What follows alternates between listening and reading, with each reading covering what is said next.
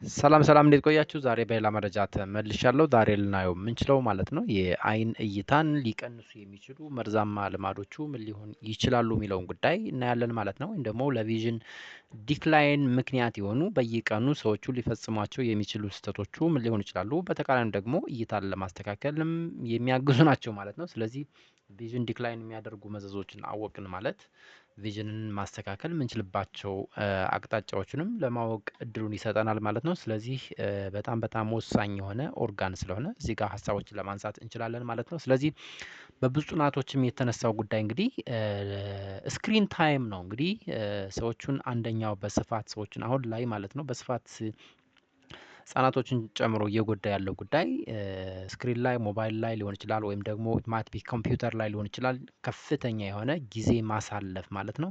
ወይም ደግሞ ሌሎች አይነት ቴሌቪዥን ሊሆን ይችላል። ከፍተኛ የሆነ ጊዜን ማሳለፍ ማለት ነው። አንደኛው እንግዲህ የአይን እይታን ይቀንሳል ተብሎ የሚታሰብ ነው ማለት ነው። እንግዲህ ድራይነስን በማምጣት ተጨማሪ ደግሞ የብሉ ስክሪን እያልን ወይም ደግሞ ብሉ ላይትን ኦልሬዲ ኢሚት በማድረግ ነው ስክሪኖች ማለት ነው። ሰዎቹን ከፍተኛ የሆነ ዳሜጅን የማምጣትላቸው ከፍ ያለ ነው ማለት ነው። ሎንግ ታይም ስክሪን እንግዲህ ሰዎቹ ደግሞ በተጨማሪ እንግዲህ ስክሪን ላይ ቁጭ አሉ ማለት ከፍተኛ የሆነ ሎንግ ታይም ሲቲንግ ያመጣል። እንግዲህ ሎንግ ታይም ሲቲንግ ደግሞ ያነሳ ነው ስለሆነ ከፍተኛ የሆነ ዳሜጁ ከፍ ያለ ነው። ስለዚህ ፕሬቨንሽን ላይ መስራት አዋጭ ነው። በጣም ኮመን የሆነ ፕሬቨንሽን ሜካኒዝም እንግዲህ ቲዮኒ ሩል እየተባለ የሚጠራው ማለት በየ20 ደቂቃው ለ20 ሰከንድ ያህል ማለት ነው 20 ፊት ዲስታንስ አዌይ የሆነን ኦብጀክትን ኦብዘርቭ ማድረግ ወይም ደግሞ ሾርት ብሬክ እንደማለት ነው። ይሄ ሾርት ብሬክ መውሰድ ትልቁ ሚና ይጫወታል። ከዚህ ባለፈ ፍሪኩዌንት የሆነ ብሊንኪንግ የምንላቸውን ነገሮችን ፐርፎርም ማድረግም ኦልሬዲ የአይን ዳሜጅን መቀነስ የሚቻልበት እድል አለ ነው። ሌላኛው ጉዳይ እንግዲህ ኤክሰርሳይዝ አለመውሰድ ነው። ለስ ኤክሰርሳይዝ እየተባለ የሚጠራው ጉዳይም ሌላኛው ዳሜጅ ነው ማለት ነው። እንግዲህ ኤክሰርሳይዝ የለም ማለት እንግዲህ በሌላ አባባል ወደ ብለድ ሰርኩሌሽን ይቀንሳል ነው። ሶ ዋን ዘ ብለድ ሰርኩሌሽን ዘር ኦልሬዲ ሬዱስድ ወደ አይን የሚሄደው ብለድ ሰርኩሌሽን ይቀንሳል ነው። ስለዚህ እንግዲህ እያንዳንዱ ኦርጋን፣ እያንዳንዱ ሴል፣ እያንዳንዱ ቲሹ ሰርቫይቭ የሚያደርገው በምግብ፣ በኦክሲጅን፣ በብለድ ስለሆነ ማለት ነው ከፍተኛ የሆነ ዳሜጅ ያመጣል ነው። ተጨማሪም ለድራይነስም ምክንያት ነው ማለት ነው። ሌላኛው ጉዳይ እንግዲህ በቂ ውሃ ሰዎቹ ድሪንክ የማያደርጉ ከሆነ እንደማለት ነው። እንግዲህ ውሃ በብዛት የተነሳ ፍሉድ ነው።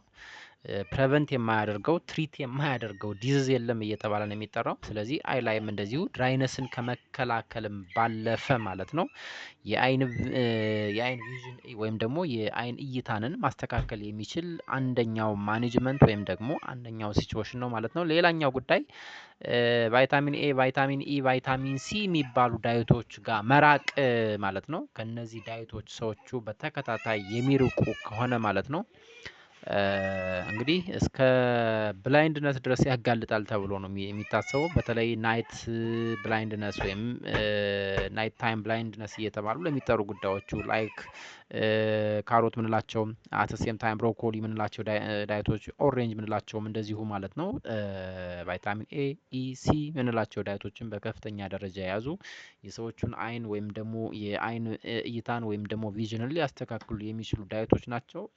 ሶ እነዚህም አንደኛው አይነት ሜካኒዝሞች ናቸው ነው። አዘር ዋን ፑር ስሊፕ እየተባለ የሚጠራው ማለት ሰዎቹ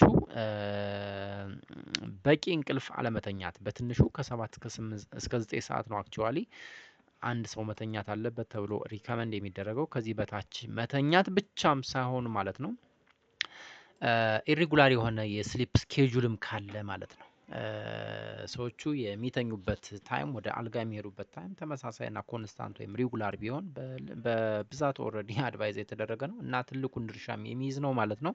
እንግዲህ ስሊፕ እየተባለ የሚጠራው እንግዲህ ባጭሩ የሰዎቹን ሪቻርጅ ወይም ደግሞ አንድን ሰው ሪቻርጅ ማድረግ የሚችል አይነት ሀቢት ነው አክቹዋሊ።